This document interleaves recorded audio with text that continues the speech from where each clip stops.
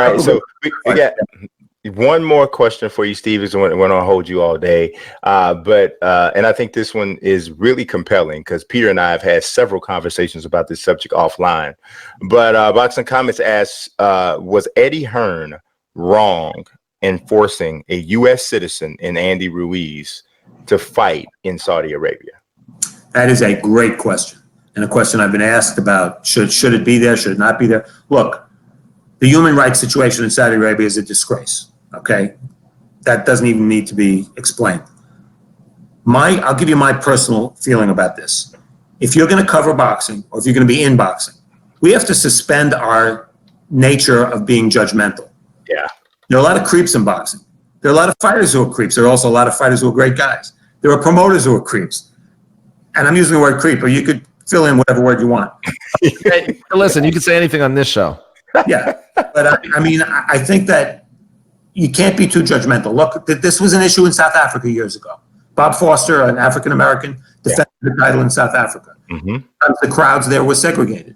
You know, eventually sports very often helps break those kind of barriers. This fight is not going to break any kind of ground in Saudi Arabia. I'm sure of that. But all I can do is tell you how I feel, which is that it's difficult to be too judgmental in boxing. Should the fight be in Saudi Arabia? If I were an American fighter, would I feel funny going there? Probably. Does Andy Ruiz have too many options? Well, he probably signed away, 3/4 of his life to get that first shot at the title. So apparently it's 9 million reasons to go. Exactly. And you know what? He's probably underpaid because let's face it, Joshua needs Andy Ruiz now pretty badly. Yeah, I agree. That's the nature of the business. Yeah, I totally agree with that.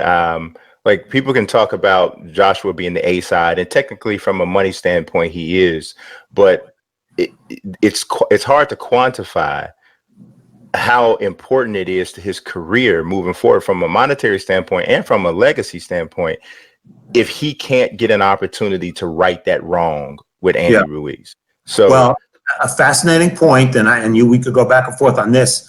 It seems to me that 50% of the people in boxing think that Eddie Hearn and Anthony Joshua are making a mistake taking an immediate rematch, and 50% think it's the only way to go. It's a fascinating viewpoint. There are also 50% of people think McCracken should be changed as trainer, and 50% think, no, it wasn't his fault that he lost. So it's a very interesting fight. They've made some interesting choices. Clearly, they're going for the immediate rematch. It's not a financial issue because Anthony Joshua has made millions and millions of dollars. That's not what it's about. It's about reclaiming this guy's career. If he loses, where is he at? I think we know the answer to that.